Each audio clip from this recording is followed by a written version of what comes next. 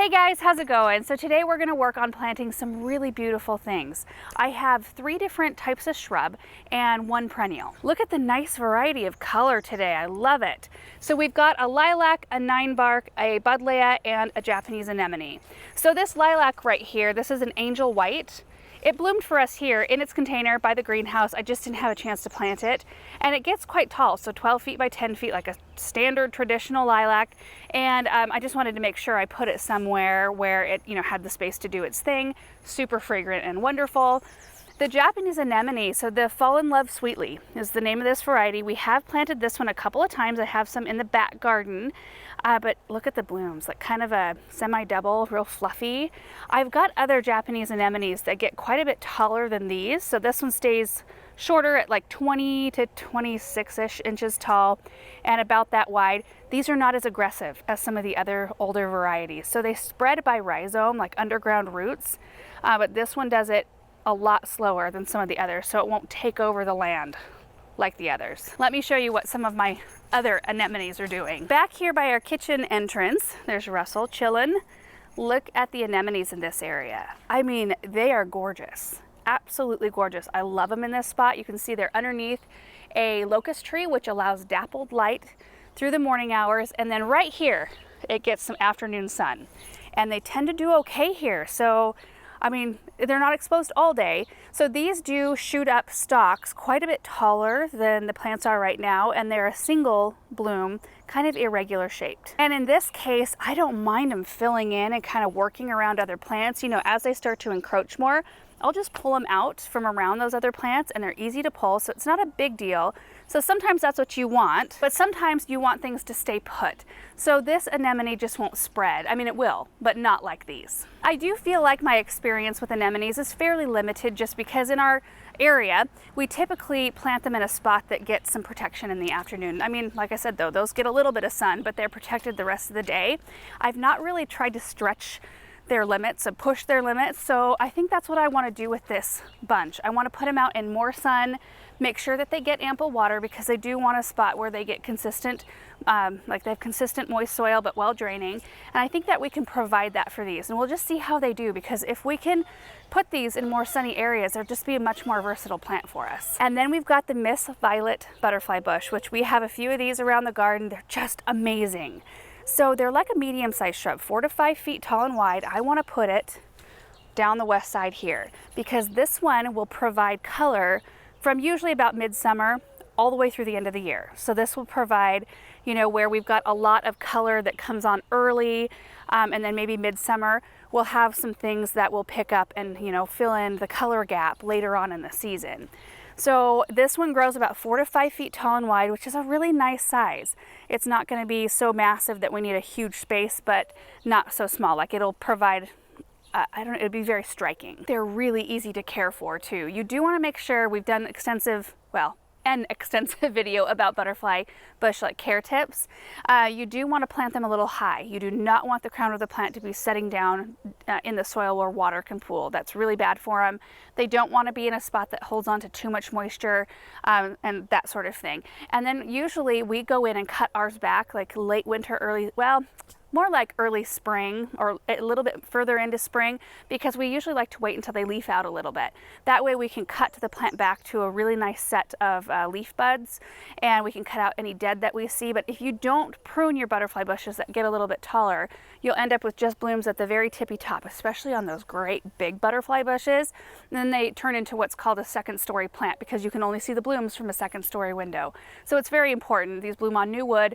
It's important to go in and prune them back so that you keep a very nice, very productive flowering shrub. As opposed to this ginger wine ninebark, you really want to site these in an area or plant these in an area where you can just let them get to their full size. So the ginger wines grow about 5 to 6 feet tall and wide, which is a good sized shrub, but they take on kind of like this natural vase shape, and they don't really take to pruning all that well. I mean, you can prune them, but they never really recover their natural shape very well. So you just want to pick one. There's all kinds of different sizes of these, at maturity. So you just want to put it somewhere where you can just let them go, which is kind of what we want, right? We don't want to plant a bunch of stuff that we have to be maintaining, but oh my goodness, the color on these. There's just nothing quite like them. You know what? I think I've got one still maybe in bloom up front. Now, I've had hollyhocks seed themselves around where these ginger wines are, and the Atlas roses grew a lot bigger than I thought they would. So they're a little tucked in, but they're still pretty, and they're a really nice visual break for all the green. Okay, look at these Atlas roses. Oh my gosh. If you haven't planted one of these in your garden, let this be an encouragement to you. They are so amazing. The bees love them, just awesome. But you can see the ginger wine right back down in here. It's shooting up a bunch of new growth, a bunch of new stems that have the bigger leaves. This right here is what their blooms look like in the spring. So really beautiful, kind of pink buds that open up to creamy white blooms. Anyway, you can see all the hollyhocks in here. I did not plant these. And these were not here when we moved in. These have seeded themselves, but honestly, like other than having a gap right here where I thought it might look good to put a very skinny evergreen that doesn't get so big. I don't want it to shroud the porch, but something that maybe got like this tall that could fill in this space. But they are so pretty when they're in bloom. Oh, look at that. It begins. Oh, it's kind of become a little bit wild, but kind of awesome. I love it. Okay. So let's take all of these plants out into the garden, get them planted, and then I will tour you through, show you where they all ended up.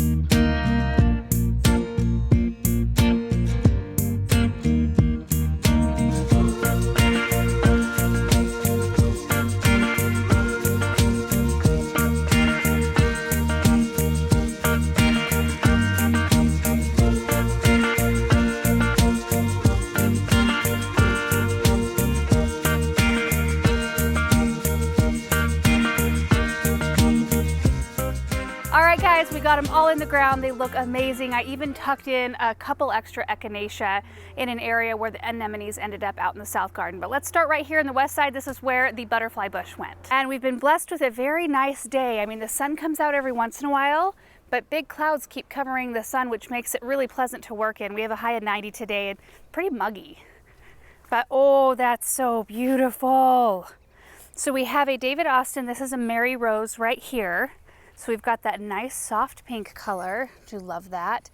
We've also got the Veronica there that's purple. This is kind of a pink white bloom. We've got the Ajuga, a white phlox. This can fill in this area right here. So 4 to 5 feet tall and wide means it'll be about right up, probably right up in here. And it'll kind of cruise over toward the delphiniums and probably right in here, which is going to leave us enough space. I kind of want to tuck a totem pole grass in there. They've got blue leaves and they're very structural, very more narrow and tall. And I think that would be really pretty, a pretty break in texture right here. But I do not have a totem pole grass on hand. So we'll just keep that space available and maybe we'll get one later this season. Maybe it'll be next year, or maybe we'll decide to put something else there. I don't know. Okay, are you coming with me? Dude, we're heading out this way. You need your other bike. That's a Samantha-sized bike. Ready? On your mark. Get set. Go! I saw that. You threw that stick, didn't you? No. I'm beating you. I'm gonna beat you. You better hurry. You better go faster. Oh, you won. Good job, dude. All right, out here in the South Garden, we added the ginger wine Ninebarks right here. So we need to start working on this space over here now that we have added the honey locust tree in there. It's just kind of given me a new energy for this space, and I want to start adding some things. So I want to get next like a kind of small-ish growing blue evergreen, I think, or maybe a green one. I don't know, something for some winter interest, but I want to be fairly careful in this area because about, right in here, this is kind of the angle well, maybe this way. We see the cut flower garden from this angle, and I don't want there to be too many like big, thick evergreens that block our view. I would like everything to be kind of medium to small shrubs, smaller evergreens, and then trees that we can limb up so that we still have a beautiful view through this area, because I love seeing that flower shed back there. So what we have in this area at this point, we planted the 3 quick fire fab, right? No? What are these? Firelight tidbit? Oh, maybe they're firelight tidbit. Here's a tag. This one doesn't look hot. We're giving it a little while. Yep, firelight tidbit. I need to trim that a little bit. And that one had quite a bit of dead in it this spring. Everything else looks pretty good. We've had to treat them though with chelated iron, as we do with most of our hydrangeas around here. But we've got the 3 here, which are mirrored on this side. Also Russian sage in here. There's also some echinacea. There's green twister. Isn't that cool? Love that. And then we've got a pink variety over here that I can't remember the name of. And then a little trio of Ninebarks right here. I think that'll be a really pretty kind of second layer in here. And we'll continue on with perennials in here. And then toward the center, there won't be as many perennials. It'll just be, larger shrubs and things like that. So I think that's a really nice addition of color. Out here, we needed something red and something with some weight right there. And then a little evergreen will be awesome. Okay, everything else is in that corner. We actually planted the lilac next, which ended up a little bit further down the pathway. So I thought we would start here where the anemones ended up. I love them right here. You can see the sun is coming out now just a little bit. So they are going to be in a very sunny location. So what we will do, since these like a little bit more moisture, I think, in a full sun location so that they don't scorch, we'll run our regular irrigation by them, and then we'll pop an extra emitter in next to each root ball just to make sure they get a little bit more than the other things in this area. I took the opportunity, since we were going to be right out here, to pop in a few more 1 in a melon echinacea. We just planted this the other day. I had a couple more and I wanted to finish this drift. You'll kind of notice how I like to shape the drifts irregularly. So like the betony, which blooms purple, starts right here, and then it swings back, and then it kind of goes around this tater tot arborvitae. And then the echinacea starts behind the betony, comes forward, and then back behind the anemones. So when we're ready to start our next drift, it can start kind of in front of the anemones and then do kind of the same thing. So instead of having, just blocks of plants, we end up with a little bit more of a gentle, natural look. I also planted one more of the ginger wine Ninebarks in here because I thought it would be beautiful backing, the green leaf color, also the color of the blooms right here.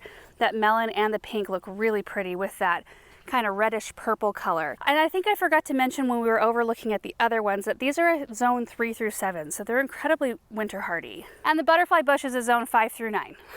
I think I forgot to mention that as well. So like I mentioned before, these usually bloom about midsummer through fall. These are blooming probably a little earlier because they were in containers and they've got buds all over on them, but I think they're a really pretty look over here. These are a zone 4 through 8, and they are resistant to deer and rabbits if that is something that you deal with. Okay, let's head over to the lilac. And here it is. I just love it right there, kind of bridging the gap between the DeRuyter's Serbian spruce and the Tickle Creek birch that we recently planted this spring. Red fox katsura right there. There's a black lace elderberry, and the other closest tree on this side is an autumn brilliant serviceberry. I do feel like I need some red foliage in this area, so I'll probably work on that. In fact, don't you think a ginger wine would be really pretty, or a summer wine or something like that, like right in here, right behind her? And right by the Agastaki. Oh. Anyway, the lilac, zone 3 through 8, I might trim it up to where it's got a little bit more of a tree form rather than shrub. I didn't really want to plant anything too enormously tall because we've got this beautiful borrowed view from our neighbor's garden. They've got lindens and pines, and they just go linden, pine, linden, pine, linden, pine, and it's the most gorgeous backdrop. I just absolutely am so grateful for this line of trees. They are so pretty. And I think it'll be nice to have some white blooms back here because they just shine so much in the landscape. We've got a perennial grass here that is a type of panicum. There's another one there. We also have a bunch of daffodil foliage still all up in this area, and tulip foliage that we'll be cutting back as soon as they die back a little bit more. Different perspective right here. I'm standing on the lane, so you can see what's going on over here. We are working on mulching. There's compost, a pile of compost right over here. We're covering over the wood chips, and that is making everything look really pretty. And that is going to be it for today's projects. I'm really excited, especially about the addition of the Ninebarks over there, just because we didn't have that color in that space yet. And that's always a fun thing to add. There's an airplane. Woo! Right above us. And those anemones, I will report back and let you know how they do in a full sun situation. They are protected by basically nothing out here. They're going to get full sun all day long. So I'm just, yeah, we'll see what happens. With the addition of a little extra moisture, they might just be fine, which will be amazing. That means we can use them in so many more applications in different areas than I kind of previously thought. And when you do experiments like that, sometimes you win, sometimes you lose. You know, it might be a situation where I just think, oh, these are not doing well, I need to dig them up and move them somewhere else. And I totally know that that might happen. But sometimes you make some really great discoveries about plants when you push them to their limits. So anyway, thank you guys so much for watching, and we will see you in the next video. Bye.